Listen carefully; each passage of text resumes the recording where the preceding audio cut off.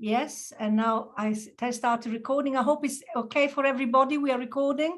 And if you're happy for us to record, we also assume you're happy for us to upload the video online later, which also means if you're not happy, don't come on camera. Okay, thank you very much. Over to you, Davide. Thanks, Marina. Thanks, Tui. Hello, everybody. Good evening. Well, we're up to 52 participants now, which is fantastic. It's great to see everybody. My name is Davide Guarini Gilmartin. I'm the academic manager for the English for Education Systems part of the British Council. So in the next 10 minutes, I'll keep my eye on the time because I know Marina and Tui have got a very packed program for you this evening, this afternoon. I'm just going to say a little bit about the British Council, a little bit about the work that we do in English for Education Systems, and how we arrived at the Digital Learning Innovation Fund. And the ViVEXELT obviously is part of one of the 3 projects of the Digital Learning Innovation Fund. And then later on, you're going to hear from a variety of participants, including Marina and Tui, about ViVEXELT itself. Oops. So just very briefly, about the British Council. For those of you who don't know, we were founded in 1934 and we're the UK's international organisation for cultural relations and educational opportunities. Yeah. I was just saying about our work. So our work is focused on English language teaching and education, in English and empowerment, particularly working with women and girls, and with English Connects, which is about digital work. So again, the ViVEXELT project really cuts across those 2 areas of digital and ELT in education.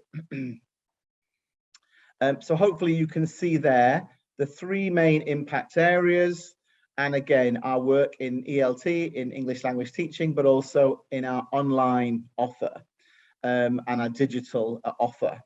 And again, you'll notice there our focus cutting across all of these areas is very much looking at things such as equality, gender equality, inclusion, equity, and also educational technology. And all these are all aspects that I think are covered in all the 3 projects, and particularly in the ViVEXELT one. So we've been in Vietnam since British Council since 1993, and we work very closely with both the Ministry of Education and Training and the National and Foreign Languages Project on a wide variety of projects and programs. And we support NFLP in their strategy. Vietnam indeed is a priority country for the British Council and indeed for the British government in terms of our work, both as the British Council and particularly in the field of English. And we're continually seeking ways to cooperate in order to ensure a more quality and a more inclusive offer of English language teaching, learning and assessment throughout the country. And you have an opportunity to learn more about that later on today and also in the coming weeks and months. So in terms of digital innovation, our track record, going back to the last decade, I guess, yes, 2008 to 2011, we worked with the ministry to create what we called a virtual teacher support network. Some of you may remember the Teaching English in Vietnam website. Unfortunately, it no longer exists, but that was part of a larger East Asia program called Access English, which again provided a range of materials throughout all the Vietnamese English curriculum from grade 3 all the way through to grade 12, all mapped against the curriculum with both an online offer and a face-to-face offer. We worked on a project with Nokia and Pearson back in 2013. In 2017, we did a global review of some large-scale innovation projects for the National Foreign Languages Project. And then in 2018, some of our consultants looked at developing for NFLP and for MOET, for the Ministry of Education, a national open online learning center. We did some research about that. And that takes us up to 2021, to last year, with the Digital Learning Innovation Fund, which is why we're here this evening, this afternoon. This was very much in response to COVID. COVID obviously started and hit Vietnam in February of 2020. And throughout 2020, the British Council globally created what was called a digital task force, and we created and uploaded onto our Teaching English website that I'm sure you're all very familiar with, lots of resources and activities. You can see one there on the right-hand side.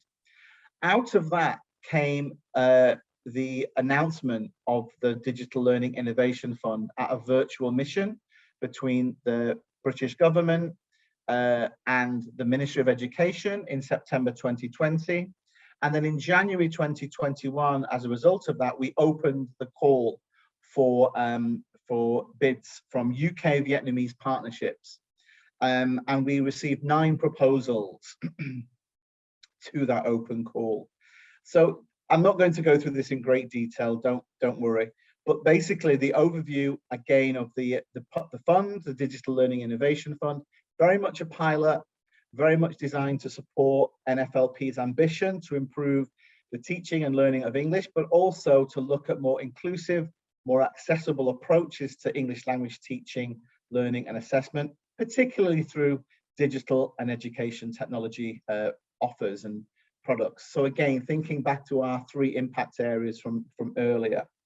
And as I said, just mentioned, we very much encourage collaboration partnerships between the UK and Vietnamese providers, particularly looking at higher education institutions, as well as some others as well. There were 2 main themes that were offered to potential bidders. One was looking at digital content, and the second was looking at capacity building for teachers and teacher educators. As I mentioned, we received 9 proposals from the UK, from UK Vietnam partnerships, excuse me.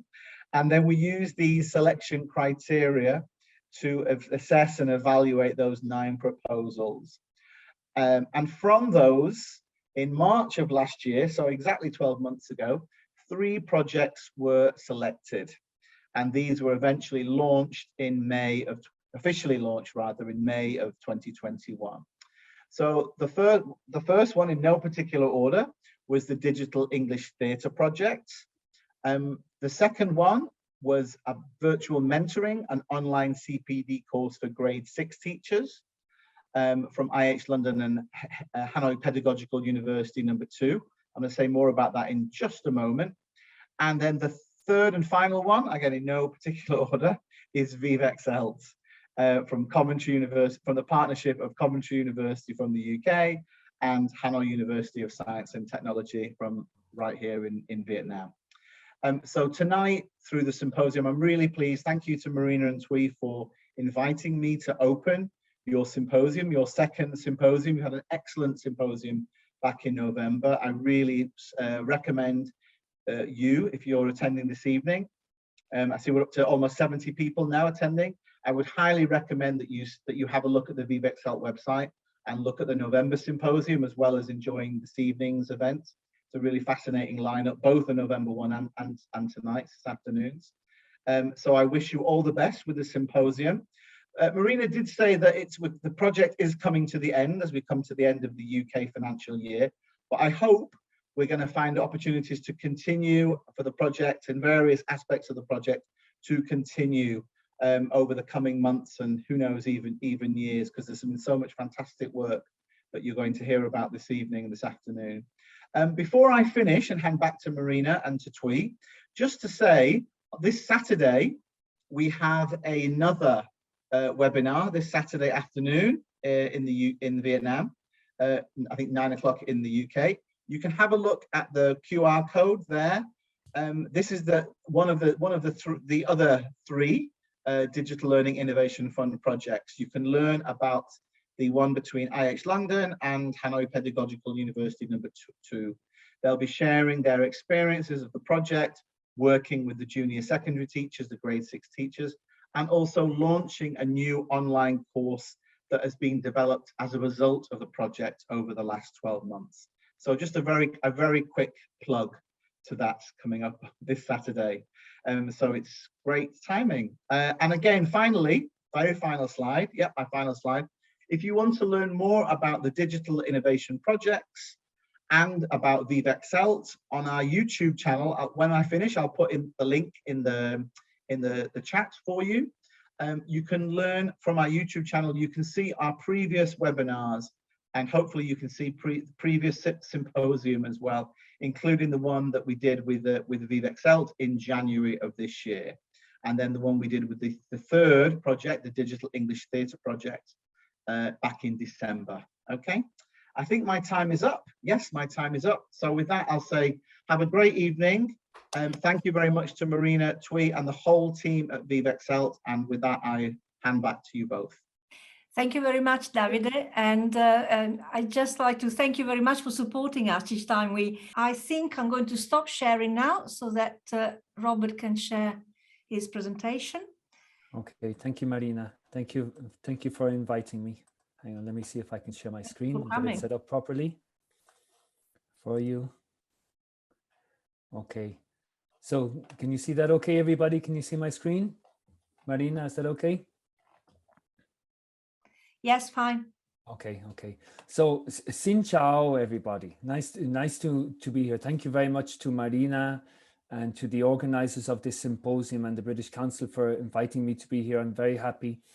I'm going to talk to you today a little bit about virtual exchange and what is being done in this area, in the area of teacher education. Okay, so how virtual exchange can be used in teacher education programs. Okay, Marina suggested that this might be an interesting way of approaching this today. Okay, so first of all, let me explain what virtual explain what virtual exchange is. Okay, and what it is its role in university education. Okay, this has changed a lot in the past few years. Okay, for many years, like Marina said, I've been talking about this and researching this. But since the COVID pandemic, you know, this has become a really important part of university education around the world. Okay, and I'm going to tell you a little bit about how it is being used in initial teacher education. So preparing students to become teachers of English or teachers of other subjects as well, and what new models of virtual exchange are emerging in teacher education, because it can be used in different ways. Okay, but first of all, let's explain then what is it. Okay, what are we talking about here? All right, so this is a kind of a big definition to try and explain what all the different things we are referring to. So virtual exchange is an umbrella term which refers to the different ways that online learning initiatives and methodologies which engage learners in sustained online collaborative learning and interaction with partners from different countries and from different cultural backgrounds as part of their study programs and under the guidance of teachers and trained facilitators. Now that maybe is a big mouthful, okay? But very simply, what we are talking about here are the different ways learners around the world are bringing into contact together, to learn to work online together, to collaborate together, and to learn from each other, okay? But this can be done in many, many different ways. And that's why the definition is, shall we say, so long, because it's got to take into account many different things. It's got to take into account, for example, that this isn't just bringing two people together on Facebook and then seeing what happens. Okay, it has to be integrated into your study programs, into your course syllabus or your curriculum. And it should be under the guidance of teachers. That means that teachers should be there to help students to learn from these interactions, to learn how to interact online and to learn how to interpret, shall we say, and understand the cultural differences and the linguistic differences that they meet and come across in their partners. Right? So that's why this definition is, shall we say, so big and so broad. Okay. First, I mean, maybe this is obvious, but COVID-19 was the cause of a huge amount of extra attention being paid to the different ways that digital technologies can be used in international education. Okay, so if you see this, this survey by the International Association of Universities, it found that 60% of universities during COVID had started looking at virtual mobility and collaborative online learning. And I suppose collaborative online learning is another way of saying virtual exchange. Okay, it's a similar way to that. Okay. So how is, what are digital approaches to university internationalization? I think we can break them down into three different ways. Okay, three different approaches. We could talk about virtual mobility, first of all, which is when a student in one university follows online lectures and online courses at another university, and then does the related exams or evaluations at that university and gets their marks at the foreign university for it, all while staying in their own home. Okay, so that's virtual mobility. Virtual exchange is all about online intercultural projects that happen as part of your courses. So for example, every year here in Spain, I have students, and as part of their English classes, they have to work online with students in Germany, in England, in America, wherever they are. And as you know, part of their final grade from my course will be for that virtual exchange project. Okay, so that's virtual exchange. And then finally, a newer way that digital approaches are being used in this is blended mobility.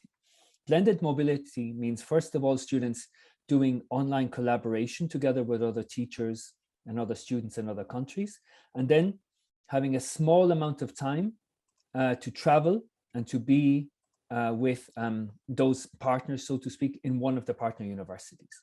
But it would be a short period of physical mobility, so maybe 1 week or 2 weeks or something like that, right? So these are three different ways, but three different ways, you know, that digital technologies can be used in university education, and of course in secondary school education too, high school education. Okay, so, but of course, virtual exchange and virtual networks are also very necessary for teachers as well as for student teachers. Okay, so, you know, ordinary teachers in secondary, in high schools or in primary schools around the world also need networks. In Europe, of course, we can see here that in 2018, 44% of teachers were able to travel abroad and do some kind of a mobility program and things like that. Of course, in 2020, that ended, okay? And, you know, and what happens, okay, even if we can get 44% of teachers in our country to travel abroad and get experience visiting another school or working in another school, you know, what happens to the others? What happens to the 60% or the 56%, whatever it is, that don't travel? They also deserve to experience the intercultural learning experiences of travel, okay? And we can try to give them some aspect of that, at least, not all of it, by, you know, collaborating and working in virtual networks with other teachers and with student teachers, okay? I'm very interested in sociocultural approaches to teacher professional development, okay, which very simply means, instead of thinking that you can train teachers by just simply giving them lectures and giving them content that they have to learn, that teaching is something that is developed through practice and through participation in professional communities, okay, and then getting students to participate in these communities and to learn from and reflect from these experiences, okay. So there's a very interesting article by Knight that was published recently, and it's all about how online collaboration and digital networks can be effectively employed in teacher education and professional development. Okay, and she says there should be 4 basic principles we think about when getting teachers ready to work and to collaborate in virtual and to use virtual tools. Okay, the first one, she says, is that in order to develop in their careers, practitioners, teachers, must participate in professional communities. Okay, now professional communities, I suppose, means things like your project, okay, that you're all in, that you have all benefited from in the past couple of years, right? Practitioners also need to be granted enough time for development to occur, so they need time to learn how to use these online networks, to learn how to participate, to learn how to use the tools. They also need mediators, okay, to provide support. Mediators can be maybe experts, you know, experienced practitioners, you know, moderators, you know, people that will guide them, okay, and lead them through this learning experience. And another thing, that they also need relationships among practitioners. That is also very important, okay? And that doesn't mean that you always have to be collaborating with people that know more than you, okay? You know, collaboration and, you know, learning from each other and explaining things to people that know less than you and learning things from people that know more than you is all very beneficial as teachers develop, okay? So I think this is a nice way of organizing this, Okay, so what do we know, or what are the different areas of research involving virtual exchange and teacher education? Okay, first of all, there's a lot of research, like in these studies you can see below, the Evolve project report and the Evaluate project report, which tell us about the impact on student teachers who participate in class-to-class virtual exchange, okay, as part of their studies. So you can imagine a group of students that are preparing to become teachers, and they get to take part in a virtual exchange with students in another country that are also learning to become teachers. Okay, so there's a lot that has been done a lot, and there's a lot of study, especially here in Europe, about how that works and how well and what students learn from it. But there's also quite a few studies about the impact on teacher trainers, okay? Because if you are working in the university, training future students, and you take your class and you engage them in online interaction with others, you too, as a teacher trainer, you benefit as well, okay? And I'll show you in a few minutes how, right? Thirdly, this is a new thing, like the thing that we are looking at here in this, the Valiant project, which I will tell you more about in a few minutes. But what we're looking is how to combine classes of initial teacher education, so student teachers, with in-service teachers, real teachers who are out there in the world teaching in their classes. How can we bring them together, and how can we get them to learn and work together? And then finally, how to structure blended approaches to initial teacher education. Remember, blended, I said, was all about, first of all, having online collaboration and then combining that with physical mobility. Okay, so how can that be used in our teacher training programs? Right? So these are the different things I'm going to look at briefly. Okay, first of all, what do student teachers learn from their virtual exchanges? Well, there's a lot of learning outcomes. First of all, students learn about their foreign languages. They develop their foreign language because, and they report this regularly, they are often pushed out of their comfort zone. Okay, what does that mean? That means that if you have a group of students in class together and they're all Vietnamese, they will be able to practice their English together, and they will probably know what each other is trying to say. But you put your students into a Zoom room with students from another country, they are then pushed out of their comfort zone. They are forced to explain things more explicitly, to explain what they mean, and to work harder in their language development. Okay, so that happens a lot in virtual exchange. Of course, they learn skills of intercultural collaboration. They learn how to work together to produce things together with their partners. They also learn about digital tools, but in a very hands-on way, because in virtual exchanges, students used communication tools. So imagine if you are a student teacher, you have to learn how to use Zoom to work with your partners. But then when you go to school, you can also use that tool in your classes with your students, right? And I've seen that in your project, there's a lot of resources there about how to use different tools in different ways as well. Also very important, soft skills can be developed. Okay, what do we mean by soft skills? Soft skills are these skills that apparently employers are always looking for, about how to collaborate together and how to do teamwork together, how to manage time. Okay, so look at these examples from a student in Spain who's talking about her virtual exchange. She said, the fact of working with people from other countries prepares us for the future problems that we may have. That is to say, we learned how to face problems of timing or agreement. I've also learned that we have to understand and respect other people's thoughts. Okay, so you see the type of things, they have problems, they have misunderstandings, but that makes them adapt. It makes them think about other people's needs and objectives, so to speak. Okay, so these are, very hands-on, practical learning and experiences. But like I said, not only do students learn from virtual exchange, also teachers learn from virtual exchange. And there's a surprising range of outcomes, of learning outcomes for teacher trainers. Well, first of all, they talk about, in the Evolve project, for example, when they asked teachers, what did they learn from running these exchanges? They talked about continued professional development, so learning how to, different methods and methodologies. Opportunities to develop new professional partnerships, because when you work in a virtual exchange, you have to collaborate and get to know teachers in other countries. That way, this opens your network. Not only do you do the project with them, but maybe you could do a publication with them. Maybe you could, you go on a mobility and visit them and work with them together, okay? It also, as a teacher, it makes you develop your own online intercultural collaboration skills.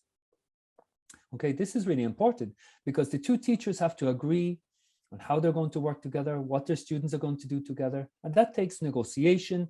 It requires digital skills, And finally, of course, general professional competences, course design skills, organizational skills, many things, This is a very nice quote from a teacher that took part in a virtual exchange. She said, virtual exchange means putting yourself in the position of the other, giving in at times, being more open and more aware of how other institutions work.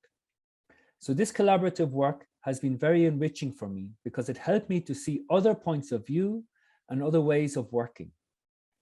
And it also enriched the subject, adding dimensions that weren't there before. So you can see what the teacher is saying here, that it's forced her to look at other points of view about how teaching should work. Okay, and it also, of course, enriched the subject because your subject is much more rich when not only are you working with textbooks, but you're also talking with, real people. Okay, and how they are if you're talking about, I don't know, the environment or social issues or whatever it is, having people from other countries contributing their ideas and talking about it makes your classes much more alive. Okay, much more exciting. Yeah. But all of the teachers say that institutional support and recognition is vital, okay? For example, one said, we need a recognition of what we are doing. I believe teachers get motivated when what they do is valued. And this can be valued by giving them recognition for their work. And the second teacher said, well, that's what they are doing with everything nowadays, with all the other extra things that we do, including it as part of our teaching load. That might encourage some other teachers because it's time consuming. So what teachers are saying is, if we are going to the trouble of organizing this virtual exchange, our schools, our institutions, our universities, they should be recognizing this some way, okay? And then, many different things universities can do. You can give a small reduction in teaching time. You can give badges.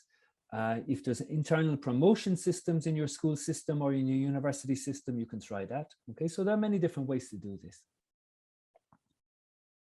Okay, now I wanted to tell you about these other two new areas where there's not much research at the moment, but it's going to happen very soon. It's going to emerge, okay? Because these are new exciting ways of bringing students and teachers together from all around the world, right? The first one is blended mobility. Now, in the Erasmus Plus program, which is the program that finances student and teacher mobility and cooperation in Europe, they are now promoting what they call blended mobility programs. They call them blended intensive programs, actually, but this is what they mean. And blended mobility is a deliberate combination of both physical mobility and structured online collaboration, all right? So online collaboration between groups of students and teachers, and then giving them a small amount of funding so they can spend a week or two together and finish off their projects and get to know each other better, etc., etc. Okay, so this is very interesting, but we need to start researching this seriously, because we need to know how can programs be developed in order to best exploit this combination. Okay, so you can't, it's not just taking your normal course and making it blended. There has to be a reason for blending it, so to speak. And how will learning outcomes differ in comparison to completely virtual programs and completely physical exchange programs? Okay, so there's a lot of interesting things to find out here. So I'm just going to give you an example. This is a blended intensive program, a blended mobility program that I'm planning for the winter semester, the semester coming up. Okay, and it has 3 different stages. And this is for my master's course, which is called Innovation in Foreign Language Education. So this is a course for students that are preparing to be teachers. Okay, myself and other colleagues in Germany and in other universities, we're going to work together at different stages. So the first stage, students from the different universities will follow online lectures about this topic provided by the teacher trainer. So myself and the other teachers will give short lectures, and we'll get our students to discuss them and to collaborate together. Stage 2, Students carry out collaborative tasks online with partners from the other universities. So we get them doing a project online together in small groups related to the topic. So they'll work on that for some weeks together online, but then at the end of it, they will have to come together for 1 week, probably here in León in Spain, and they will work with their partners face to face, and they will present their findings, and they will, we will bring the project to a close that way. So that's an example of how blended mobility works. Sorry, Robert, 5 minutes. Okay, that's fine. Okay. So second thing, very quickly then, bringing together initial teacher education and in-service teachers. Okay, so this is the Valiant project.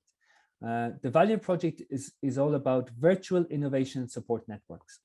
And what we do in this project is we bring together classes of initial teacher education, so student teachers, in-service teachers, so teachers around Europe and around the world that are working, that are in teaching in their classes, and experts, okay, educational experts. And if you want to learn more about this project, you can follow this. By the way, Marina, I'll pass on to you a list of links and things at the end that you can share with everybody if that's okay with you, okay? So very quickly, I'm going to show you what it looks like, okay? Here we have different type of programs that we're doing. First of all, teachers and student teachers. At the top, you can see students of mine working with teachers from around Europe. On the top left-hand corner, you can see teachers working with other teachers where we show them, we get them to talk about problems that they have in their classes and how they overcome them.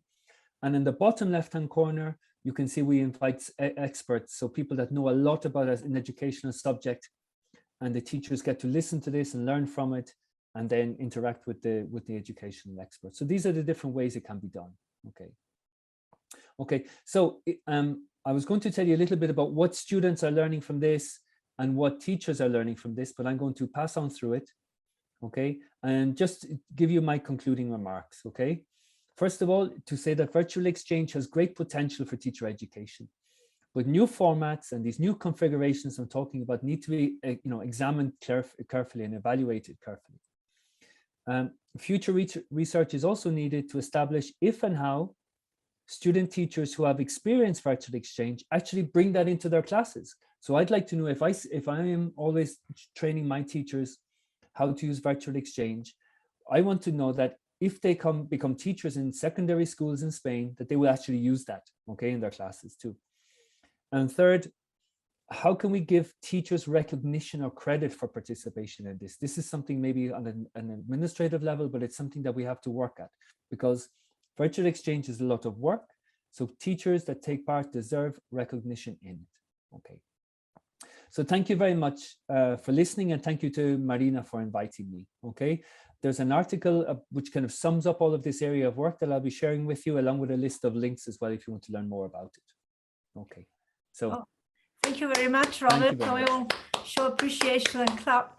I think probably time for one question or two. Are there any in the chat?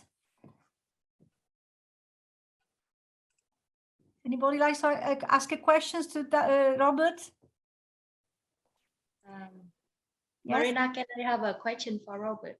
Yes. Thank you, Robert, so much for sharing with us a very powerful model of virtual exchange that I think that maximize learning for a lot of people around the world. And I have to say that thanks to COVID-19, that something's really happened, that we promote more virtual exchange.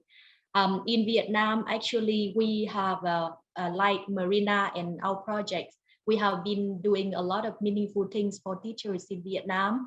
However, I think the model of virtual exchange in Vietnam is somehow reluctant from the policymakers to so many other people. So if you could, I know that you are very well-known expert in Spain. So could you please share the model that maybe the government or the education policy maker in Spain promote regarding virtual exchange, so that we can know how to promote that in other parts of the world or in Vietnam. Thank you, Robert. Thank you. Come on. How do I say thank you in Vietnamese? Come on. Cảm ơn. Yes. Come on. Thank you. So, Cảm ơn, Robert. I don't think there is one specific model that we can say that in Spain this is used, or in Europe this is used. There are many different ways of doing it, and they're all happening at the same time, so to speak. There's no one specific model that everybody has agreed on of using. That's why my definition at the beginning is so big, because it has to capture many different ways of bringing students together, right? And so I'm afraid I'm not able to give you a simple answer to that. Okay, it's not as easy as okay. So you're saying that in in Vietnam, this is, shall we say, something, you know, that your government is not very aware of. Well, I can assure you that for many years in Europe, we were not aware of this either. And that has been my job and Marina's job to explain this to people, you know, and to trying to convince them that it is worth promoting, you know. But having said that, there is, you know, the European Commission is promoting, for example, I know there is a call for connecting European universities with Vietnam, among other countries, in virtual exchange. Okay, so I mean, there is possibilities for funding here between to connect Europe and Vietnam in these type of projects. Thank you, Robert. And Thank you very much. Yeah. And yes, I will have to explore that. Having said that, of course, the UK is out of European stuff, most of it, thanks to a beautiful vote in 2016. But I think we just get another question because Andrew is really keen, and because he's such a powerful collaborator on this project, I can't say no. Go ahead, Andrew. Thank you, Marina. Thanks very much, Robert. That was really interesting to bring it all together. One query I had, I noticed that you talked about what students learn from VE projects, and I thought the emphasis was on practical, useful stuff, which is always great, isn't it, for us students? And I noticed that also you didn't mention intercultural competence, which in the past, in some of the writings of Deardoff and Byram and all those other writers, they've seemed to put a lot of emphasis on raising intercultural competence. And I noticed you didn't have that so much. And is that because it's partly because it's difficult to measure, isn't it, really, and assess? Yeah, well, there's a lot. Well, I did mention it as one of the outcomes, but I think the big study that we did, we have found that the development in intercultural competence wasn't as great as we thought it would be. Right. Okay. And I have a funny feeling that is because students very often at the beginning of these projects think they are very good at being intercultural communicators, but then they go and they do these exchanges and they realize they are not so good as they thought they were. Okay. Right, so then at the end of them, you ask them their surveys again, and they put a lower score. Okay. So you could argue that that means that these are not good at developing intercultural competence, or you could argue that it simply means that these projects make students aware of what intercultural communication is about and how tricky it is. Okay.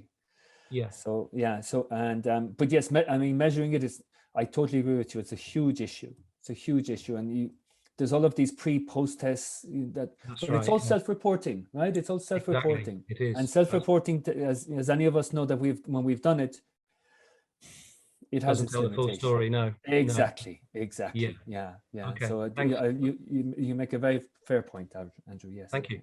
Thanks. Okay, I think we'll have to now stop the questions here. And thank you very much, Robert. Can we all show appreciation? Virtual or real? Come on. I've been practicing my Vietnamese, Marina, before I came on. You've done better than me, because I even say Happy New Year after trying. So, but thank you very much, everybody. Thank you very much. Yeah. And can I just ask now, because of the internet issues we've had with David, in case we have any more, can I ask you not to be on camera unless you're speaking, please? Sorry about that. It's just to make the network a bit more secure. And what we're going to do next, it's us with the participants, is our talk on the virtual exchange breakout rooms guide. So I'm going to do a new share now. Can you see it? Can you see it? Yeah. Okay. Yes, Marina, you can see it. Okay. So, well, so Jenny, keep an eye on the people coming in, because I can see that people coming in even a bit later, and also the chat. Let me know if anything happens in the chat. So without much further ado, because we only have 25 minutes and a lot to say, I'd like to tell you where we are with the breakout room guide creation, which is participant informed and mediator informed in particular. So it's me and other people will introduce themselves. And so what we have found is that, this area is coming out as very strong as an interest for all the people involved. And looking at what Robert was showing, we are a mix of teacher educators, students in teacher education, in language teacher education, and also expert trainers and teachers. So first of all, I will do a bit introduction how we got here with our creation of the breakout room guide. Then Tao Dang will do, I hope I pronounced that correctly, my Vietnamese is terrible, challenges in action, which she experienced as a mediator in the breakout rooms. Then we'll do how we created this guide, the first drafts, which Farida will talk about on action because she was doing a dissertation on this. She will tell you more about that.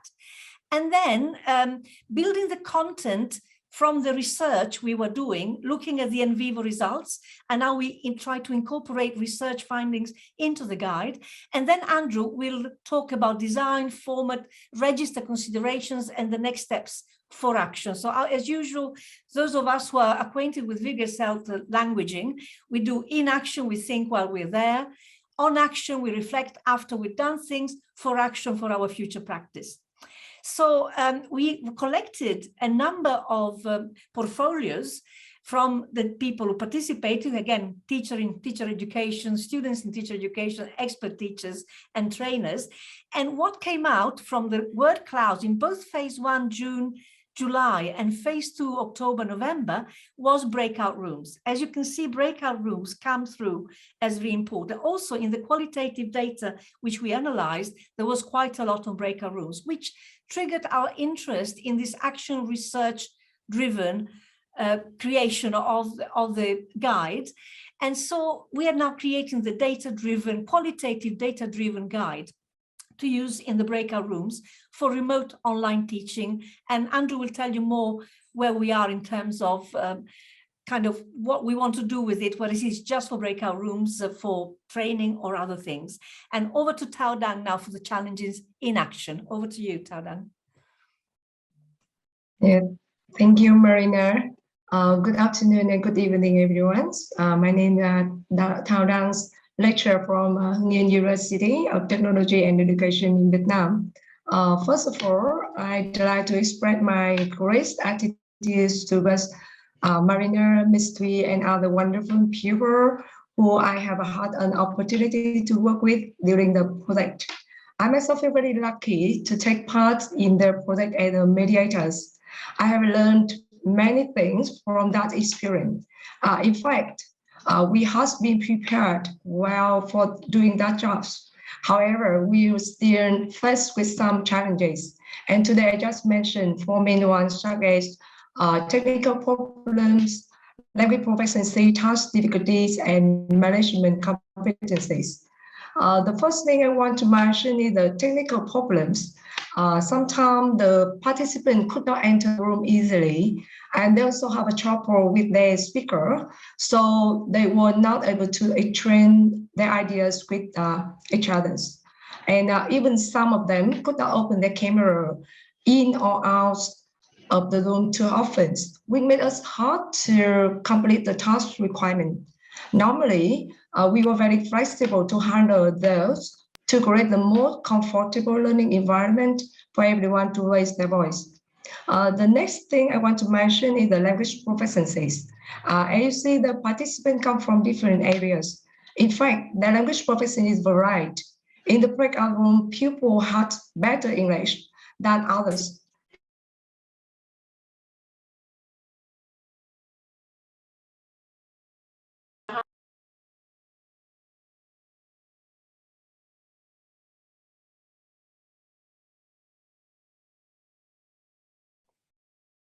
Perhaps we need to move on. I think she's actually been bounced out.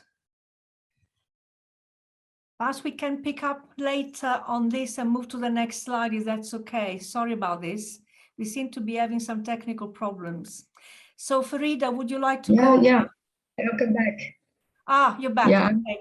Sorry. Yes, so sorry with the... Yeah. Yeah. Okay. Yes, carry on. Yeah.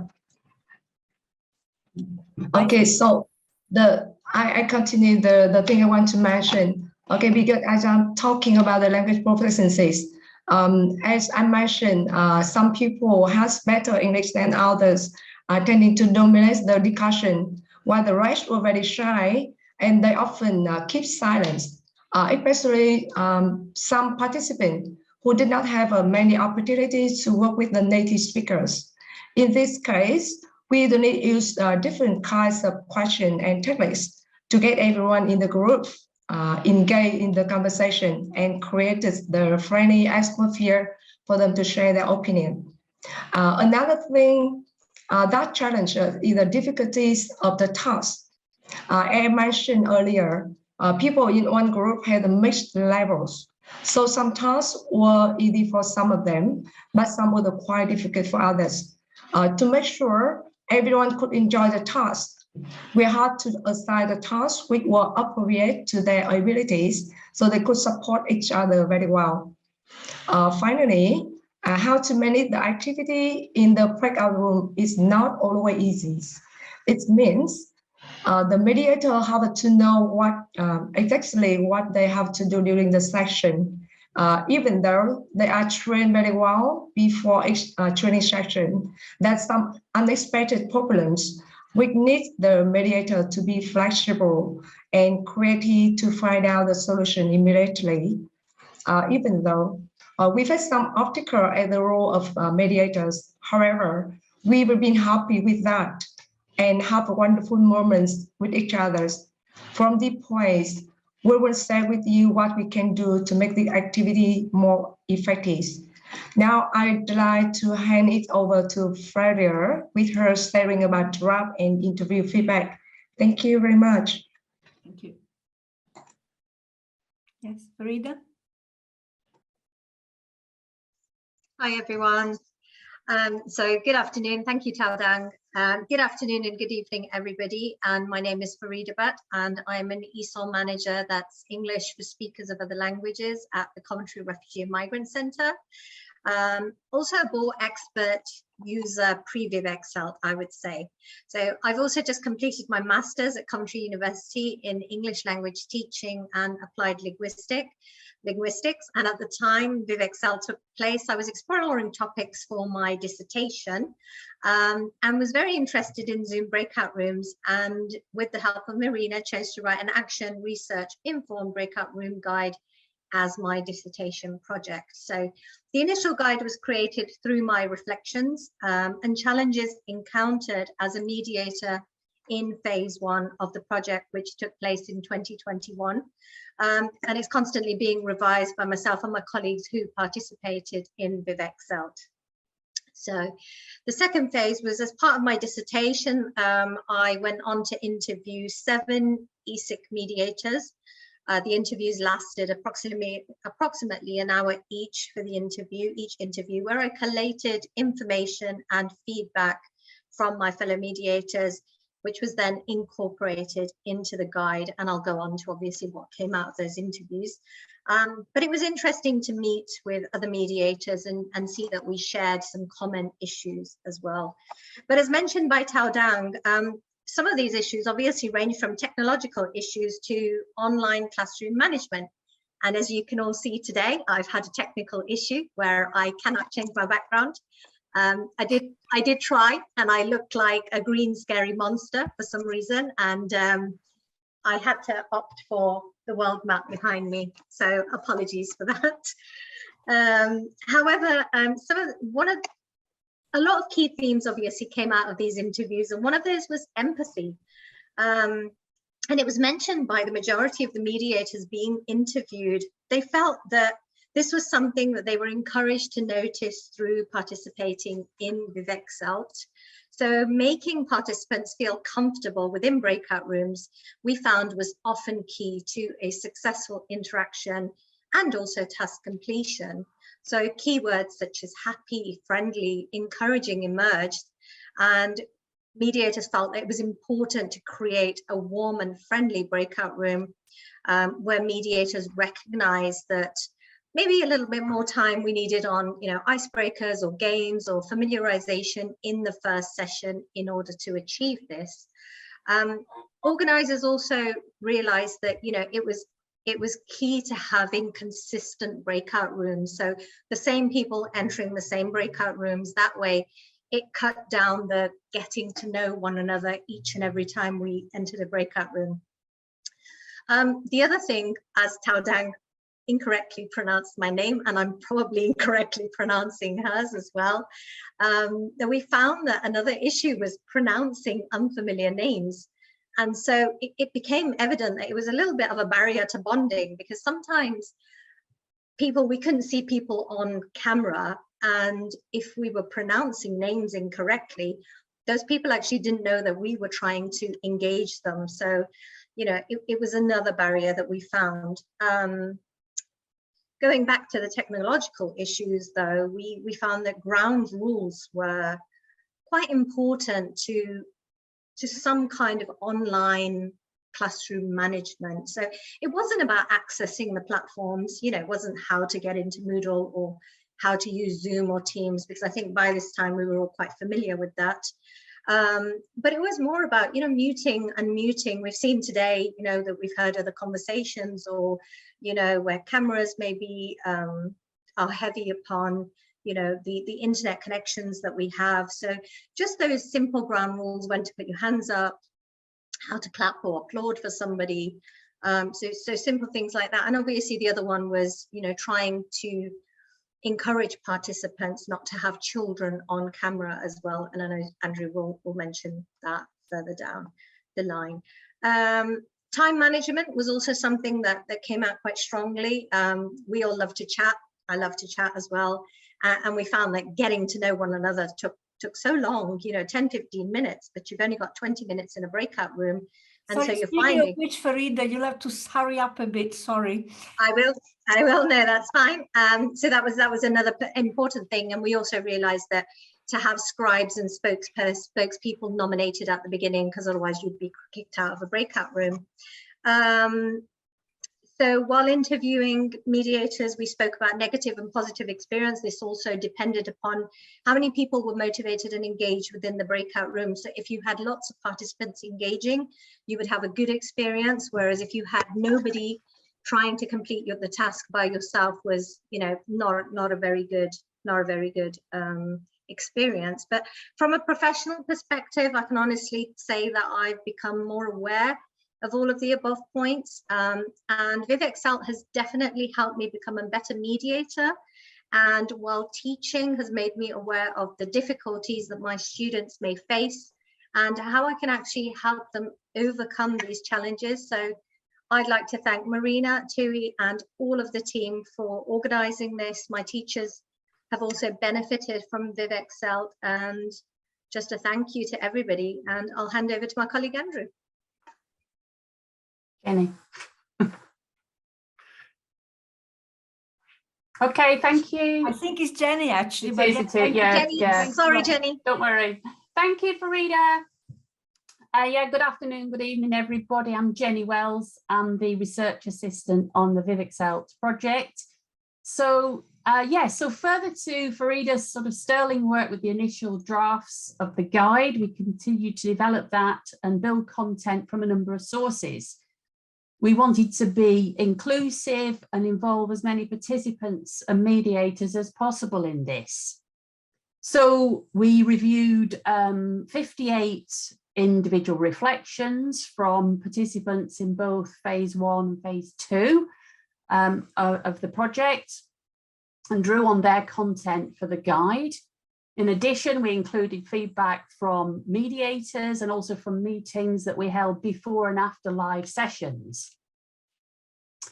And then those became reflections for action in the guide. We also then wanted to really sort of test the water with the draft that we built up. And we had a participants focus group in February to do this. And before the focus group, we distributed a draft to all the participants ahead of the meeting. And within that focus group, we used breakout rooms and Padlet to record feedback. So here, this slide really just shows a screenshot of the Padlet that came from that focus group. shows groups recording the suggestions and improvements for the guide. So yeah, next slide. Thanks, Marina. And then we analysed the data that had come through from the Padlet, from that group, looking at key themes. And one key theme was, and this has been mentioned earlier, I think Tao Dang mentioned this, the importance of briefing mediators and indeed participants before going into breakout rooms, making sure everybody knows, or at least knows a lot of what's going to happen in that breakout room. And a suggestion came through here. Often in the breakout room, we ask for volunteers, and possibly could that be done beforehand? Could we save some time by pre-selecting participants to take key roles? And did that suggestion have a key place in our guide? And this excerpt here just shows, this is an excerpt from our current draft, and the highlighted piece in yellow is that reflection for action coming through into the current guide. Yeah, next slide. Thanks. And so really just some reflections on this process that's been going on now for some months.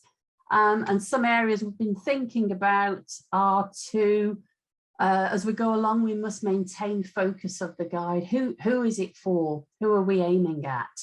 And also balancing the practical against the academic, trying to produce something that's very practical and useful for mediators working in virtual exchange, whilst also addressing academic rigor. And Andrew's actually going to cover these 2 points in a moment in more depth. And we've already had over 10 versions of our guide, so keeping track of it, keeping track of the feedback and reviews as well. But we've now got such a good group of experienced mediators.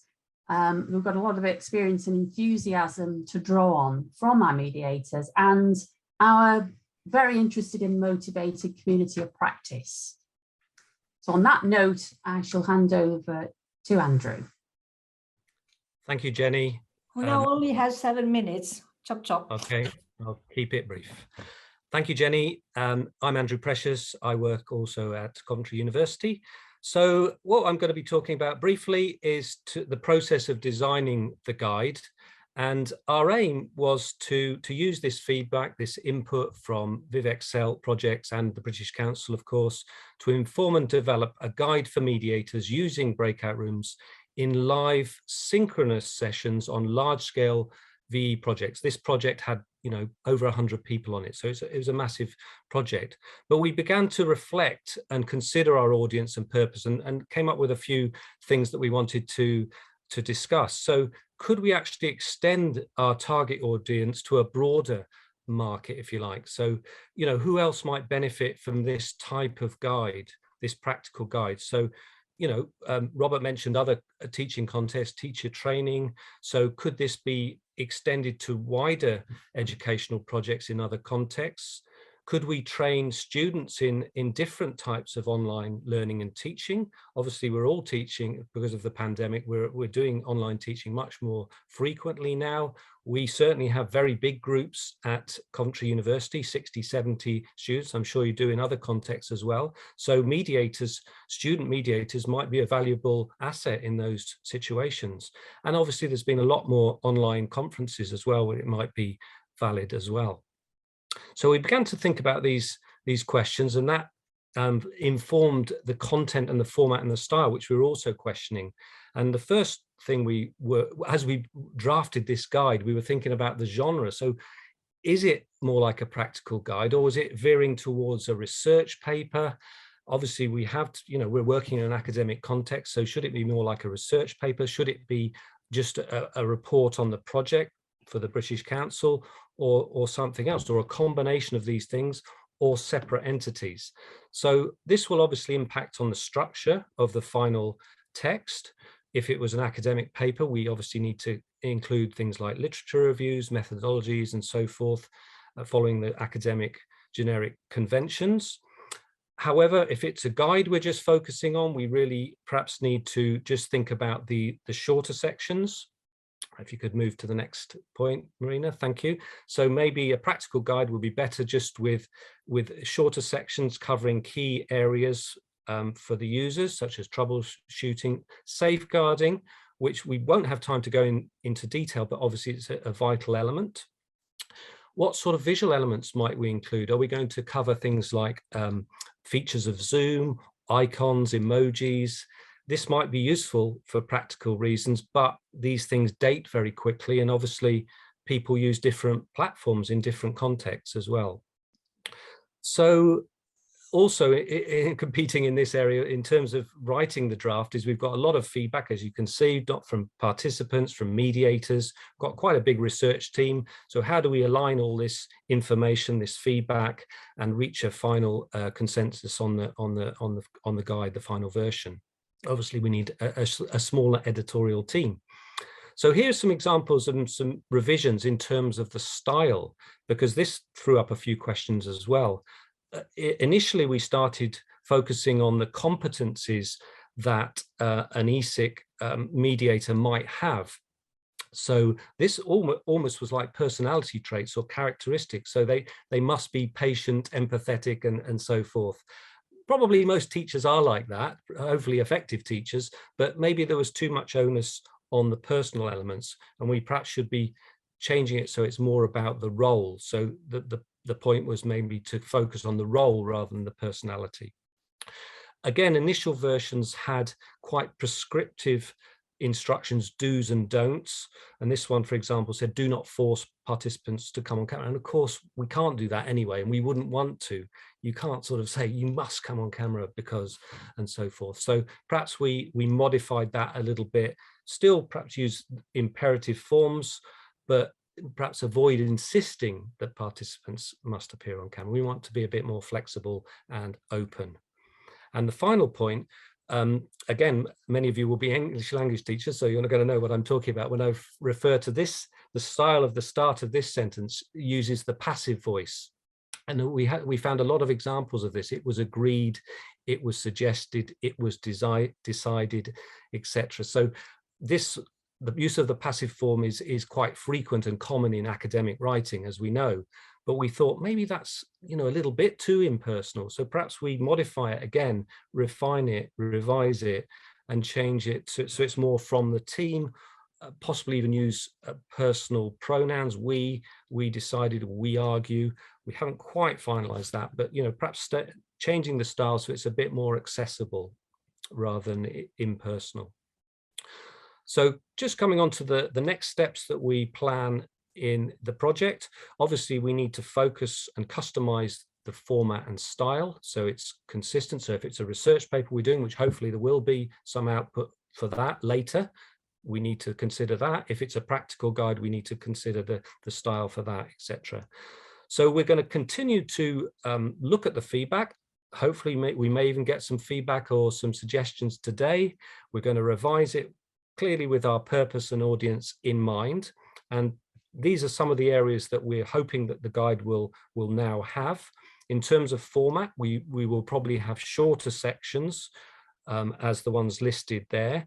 And I'll show you an example in a moment, just brief sections, not necessarily things like literature and that, because that might be excessive for this particular text type. And the style, we want to make it clear, concise, and accessible for a broad market of users. And it's going to be user-friendly. We want to emphasize the practical elements. So for educators, organizers, practitioners, teachers, essentially, students possibly as well, if we want to train students as mediators. And of course, we need to meet those deadlines, which are fast approaching. Here's just one final example in terms of how our project and the draft has evolved over the last few weeks. The first one on the left-hand side shows an early context table, rather basic, quite simple, just a couple of points there, which we probably elaborated on that a bit on the right-hand side. This is the current table. As you can see, there's a few more sections, but there'll be short sections, hopefully with just practical advice in there and really clear information. But we also I would imagine we will refine this as well, so it could be even shorter, the next final current contents. So just to sum up what we've covered today, we've hopefully given you some background information about the project as a whole, the ViVEX projects, which were fantastic. We really enjoyed doing those. But through that, we identified a clear need for a mediators guide. And I was glad to hear that Robert also mentioned mediators, the importance of mediators. So we're specifically focusing on breakout room mediators. And we're showing the evolution and development of our project, and particularly the draft, how that's moved on. And we've touched on what we plan to do next. So no questions, I'm afraid. We'll have to keep them for the chat. Yeah, so we can welcome answer questions on the questions. chat because we are running 1 minute late now. And I'm going to stop sharing the presentation, and we'd like to move to the next presentation. So if our speakers are ready, so over to you two. And without much further, sorry, we're not doing any breaks today. It's very intense. If you need a break, switch off and turn around. Okay, thank you very, very much. So I don't think these two people need much introduction. They're very famous in Vietnam. They're leaders, educators, and teachers and lecturers. And they are multi-talented like Annie, and they're very powerful. And I'm really looking forward to this presentation. I had a preview of it. It is really amazing.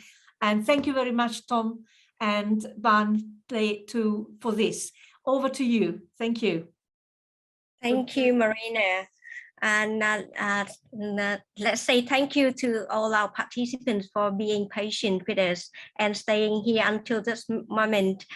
This is our reflection on the ViVEXELT and also the future ELT engagement. My name is Tom from ULIS, Vietnam National University, and I'm the ELT consultant for this project, also a trainer.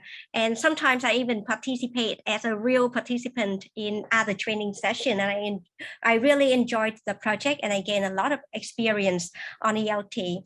And let me introduce my co-presenter today, Dr. Vân Thị Hồng Lê. Over to you, chị Vân. Thank you so much, Dr. Thơm Thơm. Yes, well, ladies and gentlemen, thank you for, and also let me echo Dr. Thơm Thơm for showing my gratitude for your patience to be here with us until now, which is a very long event already. And I also would like to thank you, ViVEXELT, for having me participating in the project since the very beginning up till now. And my name is Vân Thị Hồng Lê, or Lê Thị Hồng Vân in Vietnamese, and I'm from Tây Nguyên University in the central highland of Vietnam in Đắk Lắk province. I'm very happy to be the co-presenter with my colleagues, Dr. Thơm Thơm from Hanoi. Okay, Dr. Vân, what are your rationales for joining the project?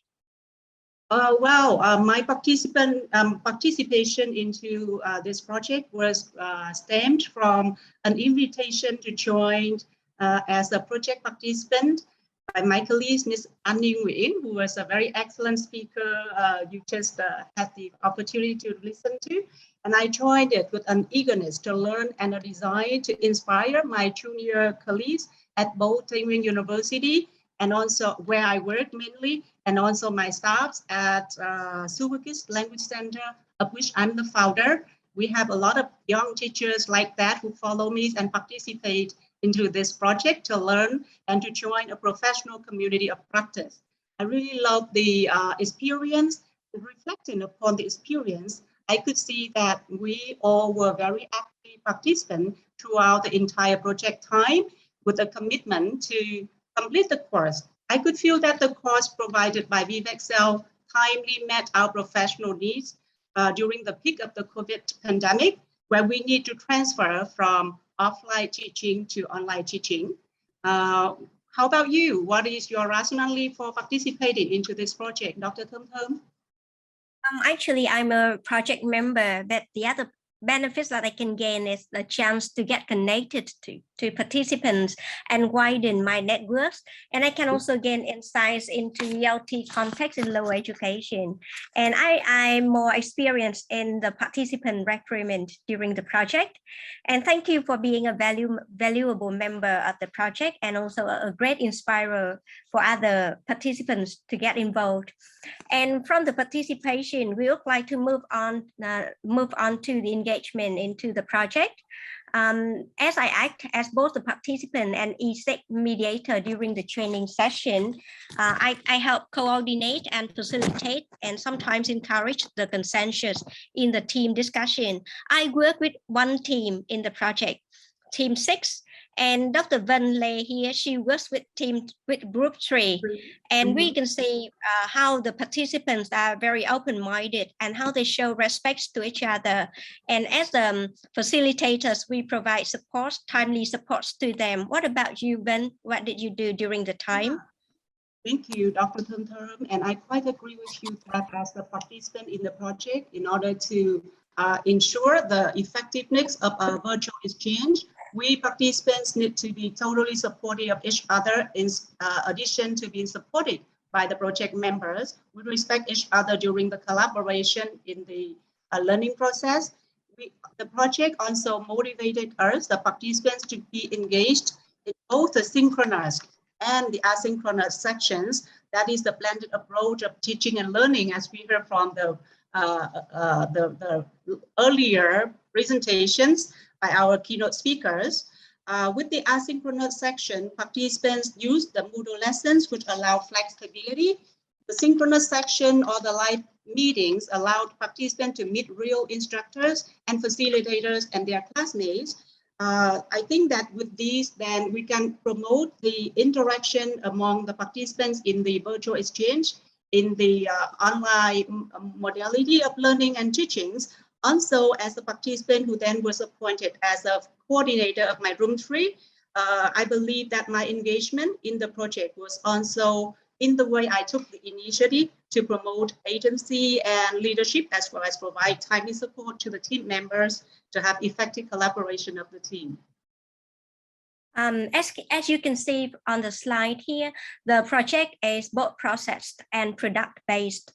And with our objectives, we aim to see the effort that the teachers make change in the curriculum transformation. And also we focus on both teacher professional development and student engagement. And as for me, I am really impressed with the way the team work and support each other. Dr. Ben, could you please share what your group did during the project and what you are still doing at the moment? Yes, okay. We group 3, also like many other groups, work together a lot in the Moodles and also in the live sections with the group, with the project members. We also have other sections to meet with ourselves. So let me share with you the, not this one yet, Dr. Thum Thum, let me share the PowerPoint about our lesson plan that we created together first, and then I will move on to the Padlet a little bit later. Let me share the screen with my PowerPoint. Over to you. Thank you. So this is the teaching speaking online lesson plan that we in room 3 created together based on the template provided by the ViVEXELT project that helps us to design an interactive online lesson to teach speaking skill. As you might agree that teaching speaking in an offline modality is challenging enough, right? And teaching speaking online is much more challenging. And so here we together, teachers who have not known each other before, from Tây Nguyên University, from Gymnasium School in Hanoi, from Hải Phòng University, from high school in Đắk Nông province, and from an ethnic minorities pre-university school in the central, in the north. We all gather and collaborated to provide our lesson plan with an objective to develop students' ability to speak fluently and interactively regarding the topic of saving water, saving life, which is a topic that is inspired from the Sustainable Development Goals issued by the United Nations. Our aim is to have students be able to talk about the importance of water through group discussion and then deliver a mini presentation about bad effects of water crisis and solutions as a global and local problems. We also aim at develop 21st century learning skills for students with critical thinking, creativity, thinking skill, and other 4C skills. And especially we raise their awareness of the environmental problems and social responsibility. Everything is embedded into one online speaking skill, and what do we have to do? So we meet and discuss, and we introduce what SDG means to the students with the B2 levels from age 12 to age 16. They all are from different parts of country. We have some kind of connecting, like Annie has just shared about connecting globally. We connecting nationally with some additions of some people from India and from Taiwan. That is also a part of internationally as well. So we explain why we choose the topic for discussion. Then we have different interactive tools to use. For example, at the beginning of the lesson, we have students write down the topic of the lesson by solving a virtual puzzle. And this is what we learned from each other and also from the sharing of the ViVEXELT members. Virtual jigsaw puzzle on jigsawpuzzleplanet.com is a very nice app, very nice website for students to practice solving puzzle to start the lessons with. And I would like to share the pathway that recorded our activities together too. And Dr. Thơm, could you help me to share that pathway again? Okay. So this is the pathway for room trees. Yes. So yes, can you go on to, we introduce the resources. We put everything on the pathway for teachers and for students for later reference, which is very convenient. And although some of the teachers have been able to use some ad tool, some add-on apps to use in their instruction, after the experience with ViVEXELT, I think that most of them expand their use of the ad tools to incorporate into their own teaching in a mindful way, so that not to overwhelm the students, but also to help them increase their engagement a lot in the lesson, especially with speaking. You can see here what's the puzzle products, the result from the students. We have discussions, questions that are also provided on the pathway for students to see when they join the breakout room. As you can see from the breakout room guide later on, without the website like this, where we can produce the discussion question for instruction for their breakout room activity, it could be very difficult for the students to follow what they had to do in the breakout room. Can you move on to the right a little bit later? Yeah, the next part, discussion question already, and then to the next. Now, the next board, yes, the video, we embed in the speaking question with video for students to see with the real teachers, authentic materials for them to watch for the topics. They have guided question and they have breakout room with the mediators who are also the ViVEXELT members or the participants. Okay, so those are some of the activities, and I would talk about the extension later on in the next slides of our presentations. Thank you, Dr. Thơm. So you can see that's what Room 3 did during the project, or actually they has been doing since then. And let me move on to Group 6, where I'm happy to be the facilitator. And about Group 6 here, we have teachers from different parts of Vietnam and also one from India. And even Mr. Mùa Hà Quang here, he is a teacher from Yên Bái province in Mù Cang Chải, a very remote area in the north of Vietnam. So you can see from different parts of the country here. And they also designed an online lesson plan to teach speaking integratively. And the topic is about the changing roles of men and women for the 9th graders. And they focus on the SDG number 5, gender equality.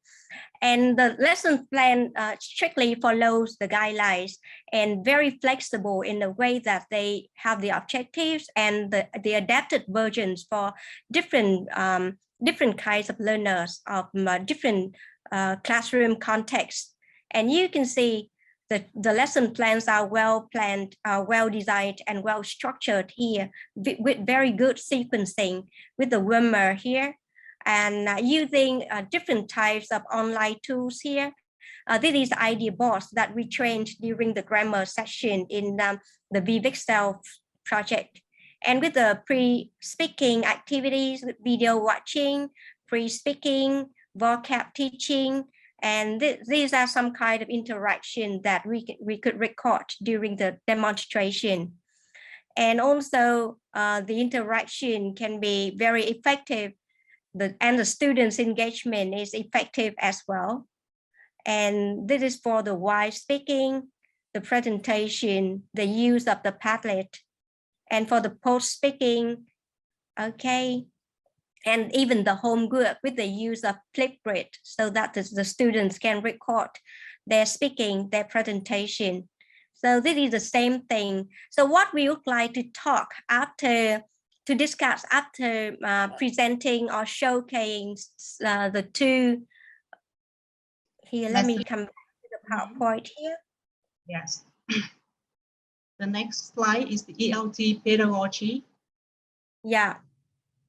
So looking at the ELT pedagogy here, you can see the three keywords: flexible, adaptable, and applicable. Dr. Ben, please say more about this. Yes, thank you, Dr. Thơm. Yeah, as we all can see from the showcase of the presentation about the lesson plans that we have co-designed by the different teachers from different instruction settings, you can see that the ViVEXELT project helped us to design a lesson plan to teach speaking online, which is very sequencing with in a systematic way, based on students' level, based on student age, based on student size, and with their different cultural characteristics.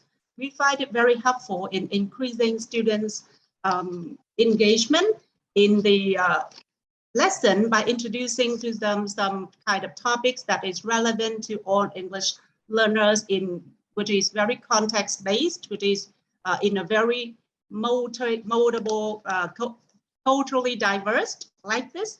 So SDG, a Sustainable Development Goals issued by the United Nations, can be seen as the topic of discussion in our speaking lesson, which is suitable with students of different cultures. I would recommend that as an important part in the lesson plan designing is the flexibility of the lesson, and also the adaptation of the textbook, the use of authentic materials that will be able to arise interest and curiosity and motivation for learners to participate in the discussion, in the presenting of the speaking activities. How about you, Dr. Thơm? Could you talk a little bit more about the applicability of the lesson plan? Yeah, I would like to add some more from the LT pedagogical approach here. We can see very clearly that virtual exchange can be regarded as an effective and suitable model of teaching in this period of time. And the lesson plan from a sample or an activity in the project, it grows into a model with recycled versions for different sections from primary, secondary, and even higher education, and even for other subjects in social sciences as well. And one more thing that I'd like to highlight here is not just the SDGs, but the integration of culture and cultural identities, both the context-based and the cultural aspects. And I realized that in our groups, when we have the teacher from Yên Bái, as I told previously, and whenever he would like to add something, he mentioned something in his real context of teaching. I highly appreciate their contribution during the discussion and also the demonstration conducted by the teachers. Very practical, very useful, and it can be showcased for other teachers as well. So let us move on. After we have the in-action, on-action reflections, now what's next? What are we going to do after the project? Yes, so not only what we can do during the project is important, what we can do after the project, that is something that counts, right?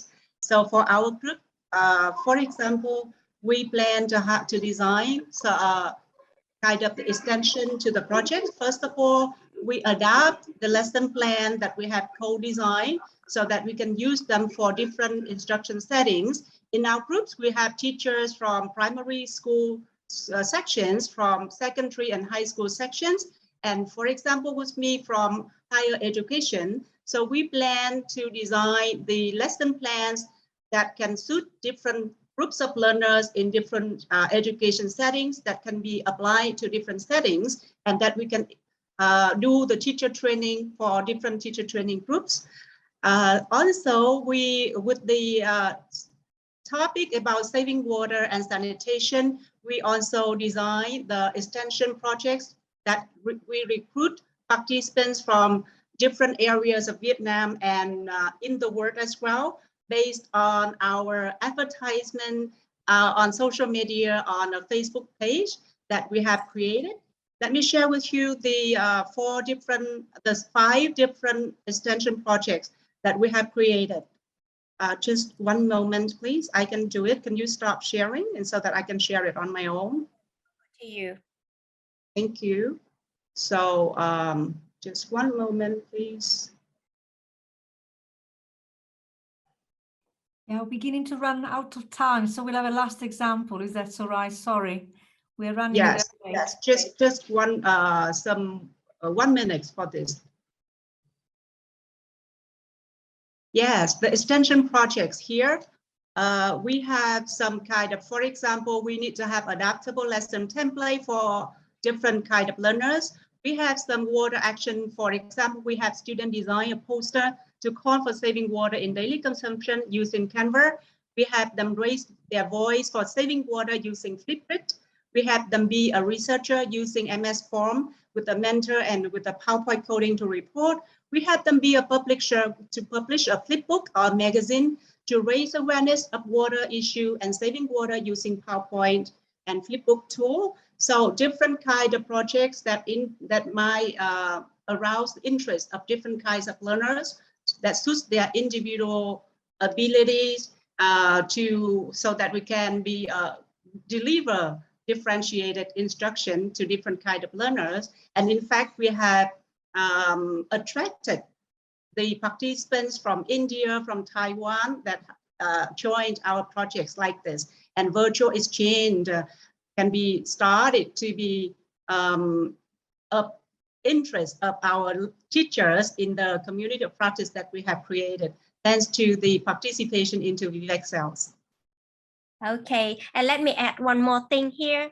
As a team member, as a project member, we believe that the ViVEXELT team meetings, the seminars or the symposium like this, we regard these as the reminders and suggestions for informal and even formal professional development that we teachers and researchers can get updated. We can have the follow-up activities, we could raise the voice, and we could further contribute to the project. And Ben and I, we have found something in common, and then we develop our collaboration. And from now on, we can work on other projects, and we can work on the publication and dissemination even after this. And let us come to our final thoughts. And thank you, Ben, and thank you, the participants, for joining us from the beginning, and thank you for your contribution. And we really would like to extend the impact of the project. And Ben, it's over to you to say something. Yes, yeah, thank you, Dr. Thom Thom. And I would like to express my gratitude to Marina and to the entire ViVEXELT group for having us joining the project. As you can see, thanks to the project, we can get together joining a professional community of practice. And based on that, we can further develop our collaboration, our networking, so that I can be with Thom Thom, with Ung, with Hà Nga, with Jenny, with Faridas, and with all the teachers all over the world. And today we can meet up with many other participants, including our 5 great inspiring teachers from the 5 different countries that Annie has brought to us today. So that is a great inspiration to us to join this professional community of practice, the ViVEXELT project. Thank you so much, and we hope for further collaboration for training, for professional training, and for doing research with all of you. Please join us and please let us join. Thank you. Thank you very much. Can we show our appreciation for this amazing presentation? Thank you, Marina, and thank you, Thuy, for letting me and Ben share this. Thank you so much for saving. Thank you very, very much for your contribution. We're running a bit late. Thuy, are we ready to go for the last 5 minutes? And I think we keep it short because all our participants everybody's tired. Yes, more than wonderful things about the project already. So yeah, let us start, and it's late now, so please bear with us for a few more minutes. So again, my name is Thuy, and some of you might know me already, but I am the co-investigator of the project from Vietnam. I work as the deputy head of the External Affairs Office at Hanoi University of Science and Technology, and I am also the language policy researcher. So over to you, Marina. Yes, and I'm Marina. I work with Thuy and the team and these amazing people you hear speaking today. And I'm co-investigator and associate head of school global engagement, and also master's course director used to be, but now just teach on the masters. And I have forgotten earlier to thank our colleague Yua Chen, who contributed to making the breakout room guide, but could not be with us today. And she's now the course director for the masters. So just briefly, for those of you who don't know this, some of you might have seen this already. Over to Thuy, actually. Sorry, Thuy. All right. So actually, you can receive a very humble project in terms of the, the financial scale. But you can see that from the first phase to the second phase, we can train over nearly 300 participants all over Vietnam and UK, and they are cross sectors, primary, secondary, and tertiary teachers. So that you can see the power of virtual exchange in helping teachers to have a more knowledge and skills. Marina. Yes, and but this is just the yes. Yes. And you see that our projects really responds well to the mission of British Council, that we not only provide training to teachers in big cities, but also maximize the opportunities for teachers in disadvantaged areas, like Thơm also mentioned. And we're very grateful to have teachers from nearly 40 universities and schools all over Vietnam, from the north, middle, and the south. So thank you so much, everybody, for helping us to spread the word and participating in our project. Yes, and I'd like to thank the students on the Masters in English Language Teaching and Farida and her team at the Migrant Refugee Centre, and other people from the UK. But as you can see, people in the UK work from many, many different countries, which kind of made it a virtual exchange internal as well, because we have so many different voices. And just in terms of successes and outcomes, what you've heard from Van Lê and Tom and Annie and Dao Tang and who else suspects? Sorry, I'm not good with my Vietnamese names. We have a lot of what has been done on the website. So if you want to download these amazing lesson plans created by these amazing teachers and teacher educators and students in teacher education and lecturers, you can download them from the webpage, and you can also see what tools we used. So for example, you can see how to integrate a quiz tool like Socrative with Genially to create interesting materials. So you can actually go to the webpage and have a look and download the lessons, adapt them, recycle them, reclone them. You can do whatever you want. Over to you, Thuy. All right, so you can see all the wonderful things about our project from the trainers and reflections already. But we would like to impress policymakers and so many others, so we provide the numbers here. You can see that from the first to the second cycles, we can nearly 100% of the participants are happy with us, because we provide them with a lot of digital competences that help them to be confident as ELT teachers.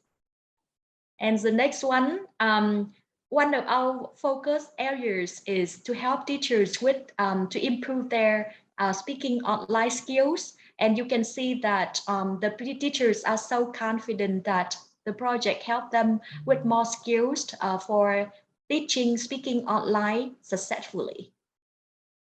And the next one, we also interested in seeing whether teachers would like our project to be continued in the future. And all the teachers expressed the interest for the project to be multiplied in many different areas. And you can also see that Thơm and Hồng Văn Lê and so many others, they plan to work together to scale up and to make the project to the next level. So we're so happy about it.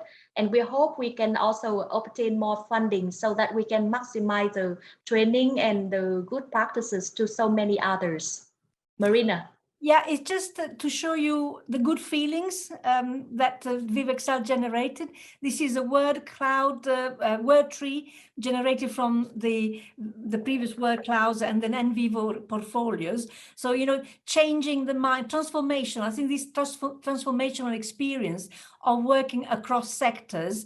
And these lesson plans were really powerful because they were used in primary, secondary, tertiary, and can be adapted by all of them as well. So we really found it quite powerful. I learned a lot. Even today, I learned much more than before. And thank you, Hanga and Annie, because you gave us a lot of many more examples. So thank you. And every time we meet, we learn more from each other, which is part of the collaboration, which is at the heart, as Robert put on the slide, social collaborative experience. So, you know, virtual exchange is a social collaborative experience and learning experience for everybody concerned. And, you know, in terms of sustainability, I think Tui has already asked the question to Robert. Policy impact, we would like to see virtual exchange becoming recognized as a way of doing teacher training, because we think it is effective. We've proven it is effective, we hope, and we would like to see that embedded at policy making level. But we saw the answer that even Robert gave is not 100% sure how to do it. And what we've done, we've created an open area in Aula where we would like people to join if they want to. So if you're interested in carrying on, we'd like to continue. And we've created this area where we're going to transfer things from Moodle. It's easier to use. So anybody even today would like to join us, we're going to carry on. We're not doing it in Facebook, we're also using Facebook, but we like to use this and Facebook together to carry on if possible. I don't know, do you want to do the last two, Tui? I think I stole yours. Sorry. Yes, so I mean the CPD for monthly meeting, we try to organize some monthly meetings. So if you can join us, but I think we should not be the ones who do the talk, you know, talking all the time. Maybe we can invite the teachers here because they already applied good practices in their real classroom, and we would like to invite more to showcase how the project got applied and also successful in their own context. And again, I would like to, I think Robert earlier shared with us a very good resources to apply for funding and, you know, to provide, to offer more collaboration. So we would like to work with different organizations, both in Vietnam and UK and elsewhere, if we could get some support in order to work with more with teachers from different provinces in the future. And we would like to stay connected with you guys, because I know that in your Department of Education and Training in different provinces, you need a lot of help, yes, and also the models so that you can train more teachers in a more efficient way. So we committed to do that, and let's work together. If you know any information or your Department of Training in your province would like to work with us, we also welcome and also listen to your interests and needs. Thank you.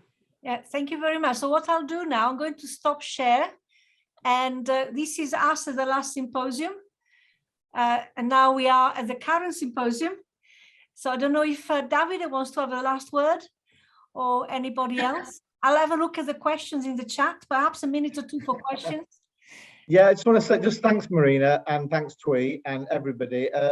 Another fascinating symposium, just like the one in November. But I can see from this evening or this afternoon, even more the progress between November and now, and the thoughts you have going forward. It's fascinating and it's fantastic to see, and it's fascinating to see where we could go forward. if we can, as you mentioned, if we can keep the communication channels open and think about, Yes. you know, what the opportunities are and explore those in the next few weeks and months. There are a number of opportunities, but I'll talk to you guys separately about that anyway, coming up in the next few weeks and the next few months. So we'll maybe have a chat after this, because I realize it's quite late for all of us in Vietnam now.